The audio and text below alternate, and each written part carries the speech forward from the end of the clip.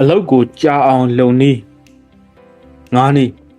နံပါတ်1ဘာပြည့်ရင်ဘာလုပ်ရမယ်ဆိုတဲ့အစီအစဉ်မဆွဲပါနဲ့အစီအစဉ်ရှိရဆိုလို့ရှိရင်အလုပ်ကြီးရတယ်ပုံမြန်တတ်တယ်ဒါကြောင့်မလို့ဘာပြည့်ရင်ဘာလုပ်ရမယ်ဆိုတဲ့အစီအစဉ်မဆွဲပါနဲ့နံပါတ်2အလုပ်လုပ်လိုက်ဖုန်းကြည့်လိုက်လုပ်ပါအလုပ်လေးနည်းနည်းလုပ်လိုက်ဖုန်းလေးနည်းနည်းကြည့်လိုက်အလုပ်လေးနည်းနည်းလုပ်လိုက်ဖုန်းလေးနည်းနည်းကြည့်လိုက်အဲ့လိုဆိုရှင်လည်းအလုပ်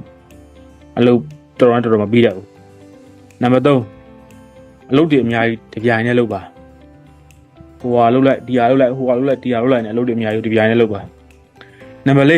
4အားနည်းတဲ့အချိန်မှာဝေးခေါ်ရတဲ့အလုပ်ကိုလုပ်ပါတချို့သူတွေကမနေ့ပိုင်းမှာဆိုရှင်အားတက်တဲ့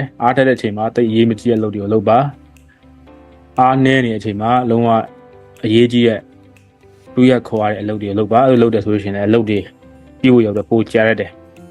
နံပါတ်5အလုပ်တွေဘယ်လောက်ပြီးလဲဘယ်တော့မှမဆန်းစစ်ပါနဲ့တခုခုတိုင်းတာတဲ့ဆန်းစစ်တယ်ဆိုလို့ရှင်လည်းအဲ့ဟာပို့ပြီးတော့တိုးတက်တယ်